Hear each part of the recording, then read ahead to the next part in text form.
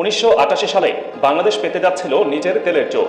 সব প্রস্তুতি শেষ, উদ্বোধনও হয়ে গেছে, কিন্তু হঠাৎ এক অদৃশ্য চাপে সবকিছু থেমে যায়। কে থামিয়েছিল শালবাহার তেল খনি? একই মাটি দুই দেশের, একপাশে ভারত তেল তুলছে আর ঠিক সীমান্তের এপাশে বাংলাদেশ নিজের তেল খনি নিজেই বন্ধ করে দিয়েছে। এটা কি শুধু ভুল সিদ্ধান্ত, নাকি এর পেছনে লুকিয়ে আছে বড় কোনো খেলা? একটা দেশ যার মাটির নিচে লুকিয়ে আছে সম্ভাবনার আগুন, কিন্তু সেই আগুন জ্বালানোর সাহস কি কখনো দেখানো হয়েছে, নাকি অদৃশ্য কোনো শক্তি বারবার নিভিয়ে দিয়েছে সেই শিখা? 1986 থেকে 87 সাল দেশি বিদেশি বিশেষজ্ঞদের যৌথ জরিপে উঠে আসে এক চমকপ্রদ তথ্য। শালবাহানের মাটির প্রায় 900 মিটার নিচে রয়েছে উত্তোলনযোগ্য তেলের অস্তিত্ব। বাংলাদেশ, সিঙ্গাপুর ও দক্ষিণ কোরিয়ার যৌথ অনুসন্ধান দল এই তথ্য নিশ্চিত করে। পুরো পেট্রোলিয়াম সেক্টর যেন নড়ে ওঠে এই খবরে। সংবাদ ছড়িয়ে পড়তেই পঞ্চগড় সহ পুরো দেশে তৈরি হয় আশার এক নতুন আলো। মানুষ ভাবতে শুরু করে বাংলাদেশে হয়তো তেলের দেশ হতে যাচ্ছে।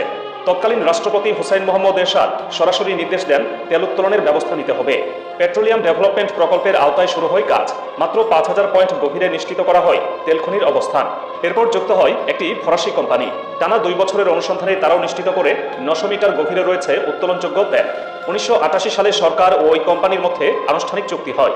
জাতীয় বাজেট থেকে বরাদ্দ দেওয়া হয় প্রায় 35 কোটি টাকা। শালবাহানে অধিগ্রহণ করা হয় 10 একর জমি। ভারী যন্ত্রপাতি প্রবেশ করে এলাকায় শুরু হয় ব্যাপক খনন কাজ। প্রায় 8000 ফুট গভীরে খনন করা হয় 12 ইঞ্চি বেসের একটি কূপ। সবকিছুই তখন ইঙ্গিত দিচ্ছিল বাংলাদেশ হয়তো নিজের তেলের যুগে প্রবেশ করতে যাচ্ছে। 1988 সালের 10 এপ্রিল রাষ্ট্রপতি নিজে উপস্থিত হয়ে উদ্বোধন করেন শালবাহান তেল খনির। ঘোষণা আসে খুব দ্রুতই শুরু হবে তেল উত্তোলন। কিন্তু ঠিক এখানেই গল্পে আসে নাটকীয় মোড়। উদ্বোধনের মাত্র 1 সপ্তাহ পর ঘটে যায় এক রহস্যজনক ঘটনা। হঠাৎ করেই সবকিছু বদলে যায়। স্থানীয়দের মতে একটি ভারতীয় হেলিকপ্টার প্রকল্প এলাকা পরিদর্শন করার পর থেকেই পরিস্থিতি পাল্টে যায়। এরপরই ফরাসি কোম্পানি হঠাৎ ঘোষণা দেয় এখানে কোনো তেল নেই। প্রশ্নটা স্বাভাবিক, যেখানে 2 বছরের গবেষণায় তেল নিশ্চিত করা হয়েছিল, সেখানে হঠাৎ করে এমন সিদ্ধান্ত কেন? এরপর যা ঘটে তা আরও বিস্ময়কর। টানা 3 দিন ধরে কূপের মুখে ঢেলে দেওয়া হয় সিমেন্ট, পাথর আর সীসা। পুরো কূপটি স্থায়ীভাবে সিলগালা করে দেওয়া হয়। বন্ধ হয়ে যায় পুরো প্রকল্প। একটি সম্ভাবনাময় তেল খনি যা দেশের অর্থনীতি বদলে দিতে পারত, সেটিকে এভাবে বন্ধ করে দেওয়া হয়। সেই সময় থেকেই শুরু হয় প্রশ্ন, বিতর্ক আর গুঞ্জন। 1988 সালে 27 সেপ্টেম্বর প্রকাশিত এক প্রতিবেদনে 2টি সম্ভাব্য কারণ তুলে ধরা হয়। একদল মনে করেছিল এটি রাজনৈতিক চাপের ফল, আরেকদল সরাসরি ইঙ্গিত দেয় ভারতের প্রভাবের কারণে এই প্রকল্প বন্ধ করা হয়েছে। পেট্রোবাংলার পক্ষ থেকে যে ব্যাখ্যাটি সামনে আনা হয় সেটি ছিল অনেকটা সরল। এই কূপ থেকে তেল উত্তোলন অর্থনৈতিকভাবে লাভজনক নয়, তাই বিদেশি কোম্পানি প্রকল্পটি ছেড়ে দিয়েছে। কাগজে কলমে এই যুক্তি শুনতে স্বাভাবিক লাগতে পারে, কারণ একটি তেলক্ষেত্র চালু করতে শুধু তেলের উপস্থিতি থাকলেই হয় না, তার গভীরতা, চাপ, উত্তোলন প্রযুক্তি, খরচ, পরিবহন সবকিছু মিলিয়ে হিসাব করতে হয়। যদি উৎপাদন খরচ বেশি হয় আর বাজার মূল্য তুলনামূলক কম থাকে, তাহলে অনেক ক্ষেত্রেই প্রকল্প অলাভজনক হিসেবে বিবেচিত হয়।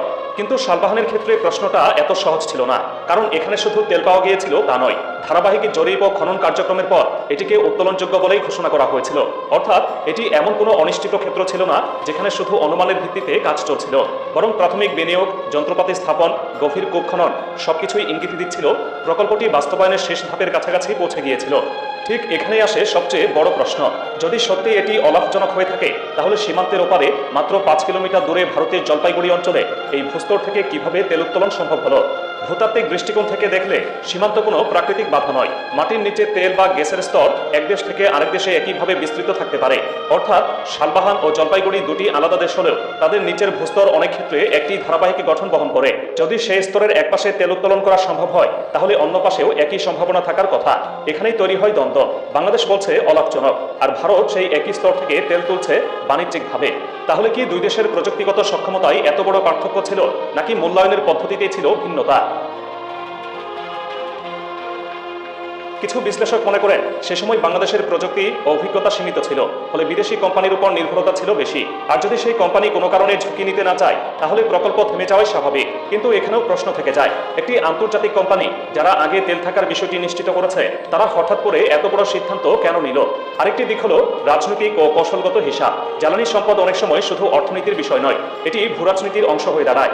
একটি দেশ যদি নতুন তেল ক্ষেত্র আবিষ্কার করে, তাহলে তার আঞ্চলিক প্রভাব, বাণিজ্যিক শক্তি এবং কূটনৈতিক অবস্থান বদলে যেতে পারে। ফলে অনেক সময় এই ধরনের প্রকল্পে বাইরের চাপ বা স্বার্থ জড়িয়ে পড়ার সম্ভাবনাও উড়িয়ে দেওয়া যায় না। এছাড়া অলাভজনক শব্দটির মধ্যেও অনেক স্তর লুকিয়ে থাকে। এটি কি সত্যিই কেবল অর্থনৈতিক হিসাব ছিল, নাকি এর ভেতরে ছিল ঝুঁকি এড়ানোর প্রবণতা, নীতিগত দুর্বলতা বা কোনো অদৃশ্য চাপ যা প্রকাশ্যে বলা হয়নি? কারণ যদি প্রকল্পটি সত্যিই পুরোপুরি অকার্যকর হতো তাহলে সেটিকে শুধু বন্ধ করাই যথেষ্ট ছিল। কিন্তু এখানে যেভাবে কূপটি স্থায়ীভাবে সিলগালা করে দেওয়া হয়েছে সিমেন্ট, পাথর আর সীসা ঢেলে, তা অনেকের কাছেই অস্বাভাবিক মনে হয়েছে, যেন ভবিষ্যতে কেউ আর সহজে এই কূপটি পুনরায় খুলতে না পারে। এসব প্রশ্ন মিলিয়ে শালবাহান কেবল একটি পরিত্যক্ত প্রকল্প নয়, এটি হয়ে ওঠে এক রহস্যের কেন্দ্রবিন্দু, যেখানে সরকারি ব্যাখ্যা, বাস্তব ঘটনা এবং পার্শ্ববর্তী অঞ্চলের কার্যক্রম সবকিছু যেন একে অপরের সঙ্গে পুরোপুরি মেলে না। আর সেখান থেকেই উঠে আসে সেই অস্বস্তিকর কিন্তু গুরুত্বপূর্ণ প্রশ্ন, এটা কি সত্যি শুধু অলাভজনক ছিল, নাকি এর পেছনে ছিল আরো বড় কোনো অদৃশ্য হিসাব? এই প্রশ্নের উত্তর আজও মেলেনি। অনেক বিশেষজ্ঞ মনে করেন এটি শুধুই অর্থনৈতিক সিদ্ধান্ত ছিল না, এর পেছনে ছিল ভূরাজনৈতিক চাপ, আঞ্চলিক স্বার্থ এবং আন্তর্জাতিক কূটনীতি। সময়ের সঙ্গে সঙ্গে শালবাহানের সেই 10 একর জমি এখন পরিণত হয়েছে জনবসতিতে, কিন্তু স্থানীয়দের দাবি তেলের সম্ভাবনা এখনো মাটির নিচে রয়ে গেছে। দীর্ঘ বছর ধরে কোনো সরকারি কার্যকর পদক্ষেপ নেয়নি, যেন এই অধ্যায়টি ইচ্ছাকৃতভাবে ভুলে যাওয়া হয়েছে। তবে সাম্প্রতিক সময়ে পরিস্থিতি কিছুটা বদলাতে শুরু করেছে। এলাকাবাসী রাস্তায় নেমেছে, তাদের দাবি একটাই, খনি পুনরায় খুলে তেল উত্তোলন করতে হবে, কারণ এখন সময়টা ভিন্ন। বর্তমান বিশ্বে জ্বালানি শুধু সম্পদ নয়, এটি এক শক্তিশালী রাজনৈতিক অস্ত্র। সাম্প্রতিক বৈশ্বিক সংঘাত, বিশেষ করে মধ্যপ্রাচ্য কেন্দ্রিক উত্তেজনা তেলের বাজারকে করেছে অস্থির। এই অস্থিরতার প্রভাব সরাসরি পড়েছে বাংলাদেশের মতো আমদানি নির্ভর দেশগুলোর উপর। ডলার সংকট, বিদ্যুৎ ঘাটতি, সবকিছুর মূলে রয়েছে জ্বালানি নির্ভরতা। এই বাস্তবতায় নিজের তেল থাকা মানে শুধু অর্থনৈতিক সুবিধা নয়, এটি কৌশলগত শক্তি। প্রতি ফুটা তেল এখন সোনার মতো মূল্যবান। বিদেশ থেকে বিপুল ডলার খরচ করে তেল আনাচ্ছে নিজের সম্পদ উত্তোলন অনেক বেশি যৌক্তিক। তাহলে প্রশ্নটা এখন আরো বড় হয়ে দাঁড়ায়, রাষ্ট্র কি এবার নিজের স্বার্থে দাঁড়াতে পারবে? ভূরাজনৈতিক চাপ আর আন্তর্জাতিক কূটনীতি কি আবারও বাধা হয়ে দাঁড়াবে? নতুন সরকার কি পারবে এই রহস্যের জট খুলতে?